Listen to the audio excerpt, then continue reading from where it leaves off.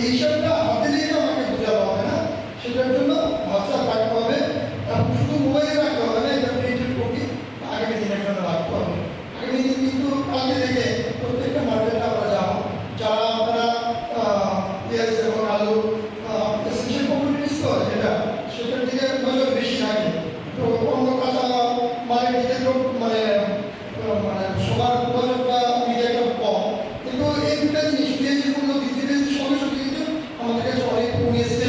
আমাদের যারা print media আছে ওনারাও সরব হয়েছে এবং আমার মনে হয় যে সরব হওয়াতে একটু দামটা কিন্তু মানে বৃদ্ধিটা হঠাৎ কমে গেছে। আমরা এই বৃদ্ধিটাকে আরেকটু কমাতে চাই। এই কীভাবে কমাতে হবে সেই কমানোটা আমাদের লস করে না, মানে উৎসে বৃদ্ধি পেয়েছে এটা আমাদের কাছে রেকর্ড আছে, কিন্তু আপনাদের যে কী বলে লাভ অথবা যা কিছু থাকে সেখানে যেন কম পরিমাণ লাভ নেওয়া হয়।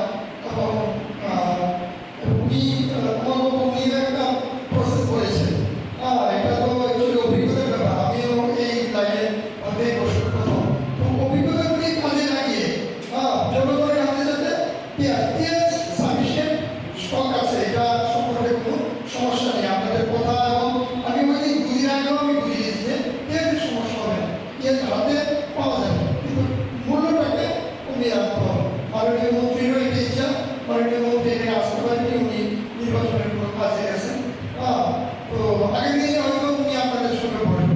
আমরা যদি এটাকে মূল্যটাকে একটু কমিয়ে আনতে পারি তাহলে আমাদের আজকের এই যে সভা সেই সভাটা সাকসেস আসবে। দপ্তরের আধিকারিকবৃন্দ, অধিকর্তা সাহেব, পেঁয়াজের মাল ব্যবসায়ী দেখা গেছে যে পেঁয়াজের যে মূল্যটা এটা একটু বৃদ্ধি পেয়েছে এখন আছে।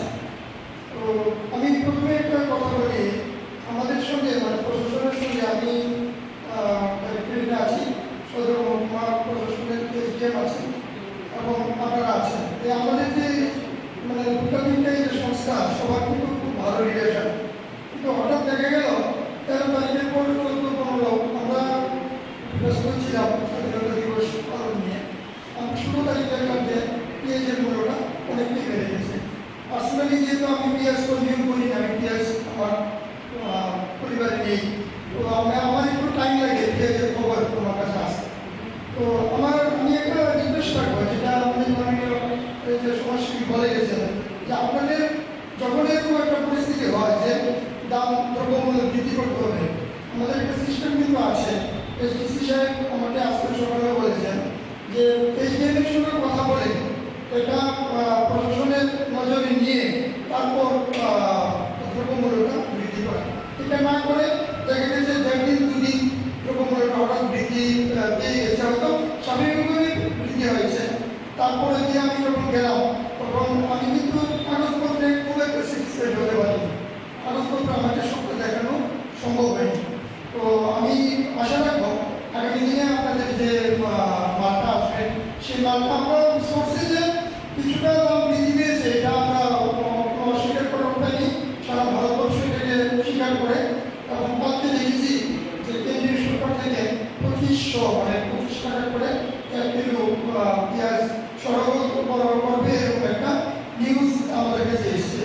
তারপর আমাদের ট্রান্সপোর্ট থাকে, লস থাকে, সবটা মিলিয়ে আমাকে মাননীয় মন্ত্রীর সঙ্গে আমার যেটা কথা হয়েছে, উনি লাস্ট যেদিন আমার সঙ্গে কথা হয়েছে উনি বলেছেন যে দ্রব্যমূল্যটা এই যে পেঁয়াজের মূল্যটা এটাকে যত কমিয়ে রাখা যায় উনি আপনাদের পক্ষে আছেন এবং জনগণ যারা ভোক্তা তাদের পক্ষ আছে।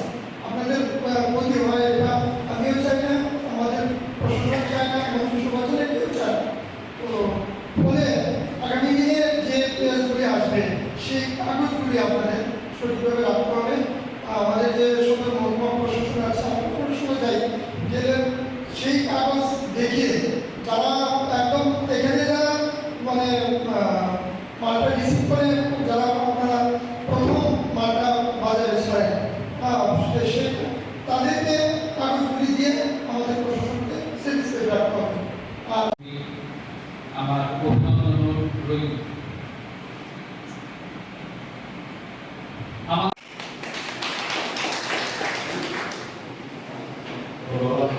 মশলার দায়িত্বে হাম্বাই গ্রুপ। গুণমানে সেরা, রান্নার ভরসা হাম্বাই গুরু মশলা। সম্পূর্ণ প্রাকৃতিক, অপার গুণ ও উপকারিতায় পরিপূর্ণ হাম্বাই গুরু মশলা। যদি কেমিক্যাল ফ্রি, কালার ফ্রি, প্রকৃত স্বাদের মশলা খেতে চান, তবে আপনার রান্নাঘরে চাই হাম্বাই গুরু মশলা। রান্নায় শুধুমাত্র তোমাকেই চাই হাম্বাই গুরু মশলা।